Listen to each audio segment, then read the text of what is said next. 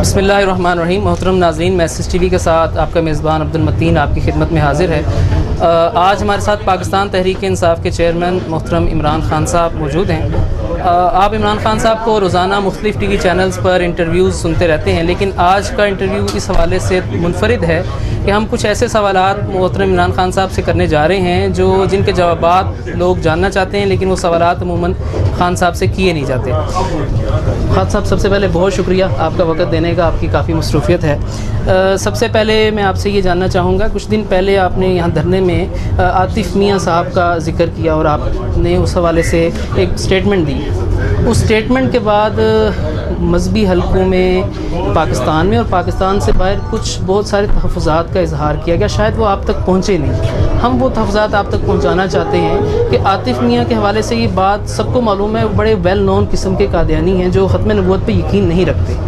تو آپ کی اس حوالے سے اپنا ذاتی نظریہ کیا ہے اور جماعت کی پالیسی کیا ہے؟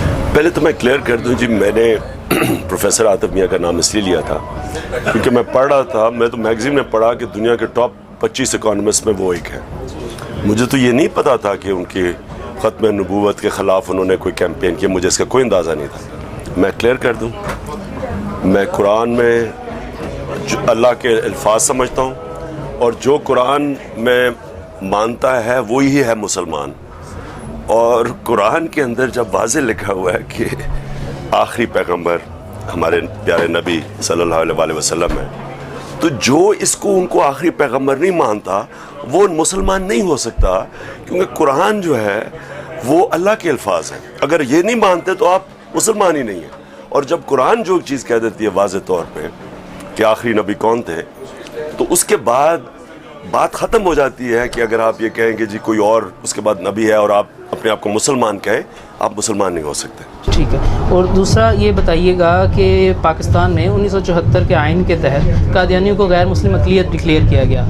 آپ کی جماعت اگر اقتدار میں آتی ہے تو کیا اس شک کو ایسے ہی رہنے دیا جائے گا یا اس کو تبدیل کرنے کا کوئی ارادہ ہے؟ یہ سوال اس وجہ سے پیدا ہوتا ہے کہ مختلف اوقات میں سوشل میڈیا پر آپ کے حوالے سے ایسے کلپ چلائے گئے ہیں, کچھ ریکارڈنگز چلائی گئی ہیں کہ عمران خان صاحب ہو سکتا ہے اقتدار میں آ کے ان لوگوں کو مسلمان ڈکلیئر کرنا چاہتے ہیں, یا کچھ ان کا اس طرف ذہن ہے عالمی برادری یہ چاہتی ہے تو کیونکہ عمران خان صاحب بھی یہ کریں.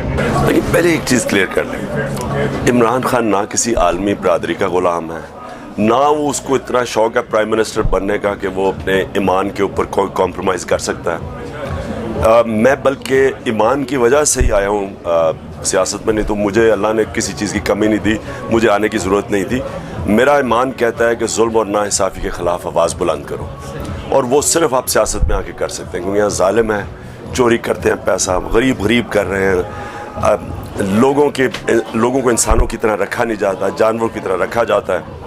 اور جو ہمارے تصور میں کہ نبی صلی اللہ علیہ وسلم کے اس دنیا کے جانے کے بعد جس طرح کا وہ جو مدینہ کی ریاست بنائی گئی تھی, سارے مسلمان اس کو سمجھتے ہیں کہ وہ ایک صحیح اسلامی ریاست تھی, اور ہم اس کے اوپر پاکستان کو ماڈل کرنا چاہتے ہیں. اب یہ کہنا کہ ہم آ کے تو یہ چینج کر دیں گے, کوئی قانون چینج کر دیں گے, بالکل غلط بات ہے یہ. ہاں, ہم یہ چاہتے ہیں کہ سارے انسان, رب العالمین ہے, سب انسانوں کا خدا ہے, قانون کے سامنے سب ایک برابر ہو. اور یہ مدینہ کی ریاست میں تھا کہ سب کے حقوق تھے, عیسائیوں کے حقوق تھے, یہودیوں کے حقوق تھے, سب کے. تو وہ تو انسانوں کے سب کے حقوق ہیں. یہ میں کہتا ہوں قانون کے سامنے سب ایک برابر. لیکن یہ کہنا کہ جو نبی کو آخری نبی نہیں مانتا وہ مسلمان تو نہیں ہو سکتا. اس شک کو آپ آ کر بالکل نہیں جی نہیں. اس کے بعد ایک ضروری سوال یہ ہے کہ کے پی کے میں ماشاءاللہ اللہ تعالیٰ نے آپ کو حکومت سے نوازا ہے, لیکن کے پی کے میں کچھ تحفظات ہیں لوگوں کو. کے پی کے نصاب میں کافی ساری ریسنٹلی کچھ تبدیلیاں کی گئی ہیں جس پہ جماعت اسلامی, آپ کی حلیف جماعت سمیت بہت سارے لوگوں کو تحفظات ہیں. اس میں خصوصاً یہ ہے کہ حضور اکرم صلی اللہ علیہ وسلم کی سیرت, ازواج مطہرات اور خلفائے راشدین کے ناموں کو نکال کے اس کی جگہ راجہ داہر اور خان عبدالغفار خان کو ڈالا گیا ہے. آپ کے اس بارے میں کیا؟ یہ پچھلی گورنمنٹ نے ڈالا ہوگا. یہ ہم تو جماعت اسلامی کے ساتھ میری میٹنگ ہوئی تھی, یہ چیزیں کہی گئی تھی اور ہم نے بالکل کہا تھا کہ یہ نہیں ہونا چاہیے. میں کلیئر ہوں اس چیز کے اوپر. میں نے دیکھا نہیں, مجھے نہیں پتا کہ یہ کوئی لیکن مجھے اتنا پتا کہ جماعت اسلامی اور ہم ایک ہی پیج پہ تھے اس کے اوپر. ٹھیک ہے، آپ پاکستان کے ان چند سیاستدانوں میں سے ہیں جو اپنی تقریر کا آغاز تلاوت قرآن سے کرتے ہیں اور اپنی تقریر کے دوران حضور اکرم صلی اللہ علیہ وسلم کی حیات مبارکہ اور دور اصحاب کی مثال دیتے ہیں، جبکہ لبرل جو لوگ ہیں وہ آپ کو بغیر داڑھی کے مولوی کہتے ہیں اور علماء ذات کچھ جو ہیں وہ آپ کو لبرل کہتے ہیں، تو آپ اپنے آپ کو کہاں کھڑا ہوا دیکھیں؟ علامہ اقبال کو بھی ان کا ایک شعر ہے کہ یعنی وہ ایک یہ تھا کہ مجھے صاحب تنگ نظر مجھے کافر کہتے ہیں اور انگریز مجھے مسلمان کہتا ہے، ان کا بھی اسی طرح ہی۔ تو یہ بالکل ٹھیک کہہ رہے ہیں آپ کہ ایک طرف سے مجھے کہتا ہے، کوئی کہتا ہے یہودی لابی ہے اور دوسری طرف سے طالبان بنا دیا ہے۔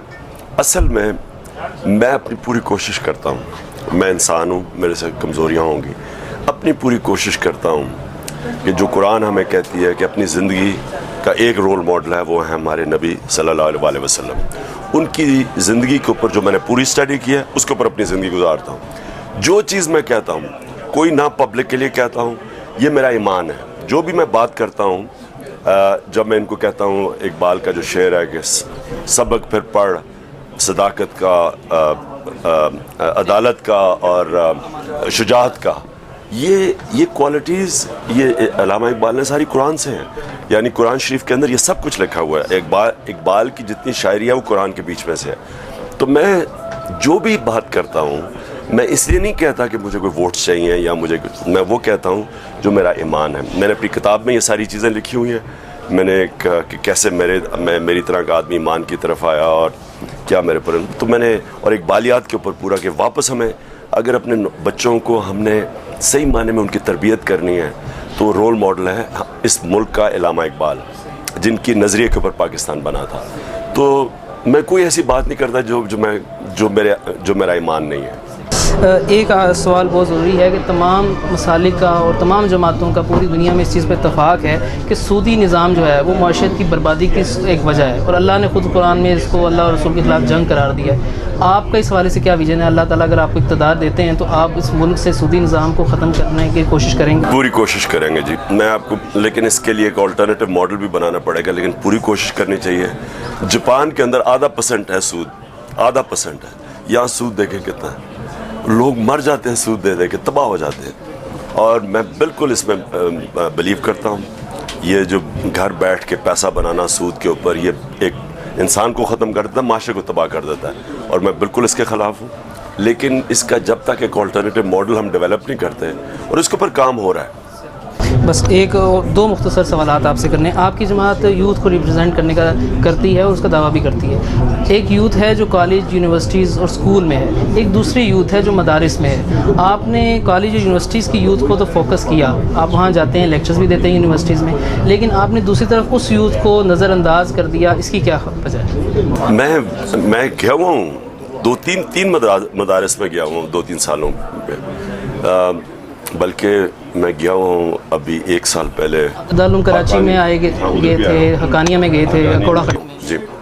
لیکن دیکھیں، میں یہ کوئی انٹینشنل نہیں ہے، میں سمجھتا ہوں کہ پاکستان میں ایک نظام ہونا چاہیے، سب بچوں کو انگریزی بھی پڑھانی چاہیے، کیونکہ ہمارے نبی صلی اللہ علیہ وسلم نے کہا تھا کہ اگر چائنا بھی جانا پڑے علم حاصل کرنے کے لیے تو جاؤ، تو ظاہر ہے چائنیز سیکھنی پڑنی تھی، تب چائنا آگے تھا ہمارے سے۔ تو میں اس میں بلیو کرتا ہوں کہ سب کو انگریزی پڑھائیں، سب کو پڑھائیں اور سب کو سائنسز پڑھائیں۔ اور آپ یقین کریں کہ میں پڑھا تھا 1815 میں، جو 2 مدرسے تھے دلی کے اندر، وہ انگریزوں نے جو بنایا ہوا تھا دہلی کالج، اس سے بہت اونچی سٹینڈرڈ تھی۔ ہمارے مدارس کی آج سے 200 سال پہلے انگلینڈ کے آکسفورڈ کیمبرج کی سٹینڈرڈ تھی۔ یہ G.W. لیٹنر ہے، وہ لکھتا ہے کہ مدارس کی آکسفورڈ کیمبرج کی سٹینڈرڈ تھی۔ تو ہمیں اس کو بھی، اس میں ہر قسم دیکھنا، مدارس میں بچے جاتے ہیں، ان کو پریپیئر کریں کہ 21ویں صدی میں بھی جائیں، ان کو ہر قسم سائنسز بھی پڑھائیں، انگریزی پڑھائیں اور علم پڑھائیں۔ اور جتنا زیادہ آپ کی قرآن، تو اللہ نے ایک ایسی چیز دی ہے کہ جتنا بڑا عالم ہوتا ہے اتنی بہتر سمجھ سکتا ہے قرآن، یعنی جتنی اس کی وسیع۔ میں جب قرآن شریف پڑھی آج سے 20 سال پہلے، 25 سال پہلے، تو جو اب میں پڑھتا ہوں مجھے اس پہ اب اور معنی نظر آتے ہیں 25 سال پہلے، اور اس کا مطلب جتنا میرا بڑا ہوتا جاتا ہے ویژن، اتنی اس میں اسی آیت میں اور معنی نظر آتے ہیں۔ تو اس لیے جتنا آدمی پڑھتا ہے اور دین جتنا، قرآن کی ایک آیت ہے کہ جتنا انسان کا پڑھا لکھا انسان ہو، وہ جب یہ پڑھے گا اسے پتہ ہوگا کہ سچ ہے، یہ اللہ کے الفاظ ہیں. تو میں سمجھتا ہوں کہ ہمیں ایک ہی سلیبس ہونا چاہیے اور بچوں کو آئیڈیل ہے کہ سب کچھ پڑھانا چاہیے. غلط فہمی کی بنیاد پر کچھ فاصلہ ہے، اگر اس کو کم کرنے کے لیے ہم اگر اپنا کردار ادا کریں، آپ کو کہیں انوائٹ کریں علماء کے ساتھ میٹنگز کے لیے، کیا پانا چاہیں گے؟ بالکل کریں، اور میں بالکل آپ کو ایکسیپٹ کروں گا، کیونکہ دیکھیں یہ فاصلے غلط ہوتے ہیں، یہ کلچر کو بنا دیتے ہیں. انگلش میڈیم میں پڑھا ہوا ہوں، اس لیے وہ سمجھتے ہیں کہ جی کوئی فاصلہ ہے، حالانکہ میں شروع میں نہیں تھا زیادہ، وہ تو اللہ کہتا ہے میں کبھی جب بھی چاہوں کسی کو سیدھے راستے پر لگا دوں، اس کا کرم ہے کہ مجھے ایمان دیا. ایک وجہ وہ بھی ہے فاصلے کی، ہم جو سوچتے ہیں اور جو میں نے لوگوں سے بات کی آپ سے انٹرویو سے پہلے، وہ یہ کہتے ہیں کہ ہمارے ہاں یہ ٹرینڈ نہیں ہے جلسوں میں میوزک کا، ناچ گانے کا، اس وجہ سے ہمارا ناچ گانا کہاں ہے؟ ساری یا قوالیاں ہوتی ہیں، ملک کے ترانے ہوتے ہیں، اللہ ہو ہوتا ہے، مائیں آتی ہیں، بچے آتے ہیں، یعنی یہ میری بہنیں آتی ہیں، میری بہن ایک چھوٹی تبلیغ کرتی ہے تو وہ آتی ہے بیٹھتی ہے، تو یہ کہنا غلط ہے. بہت شکریہ.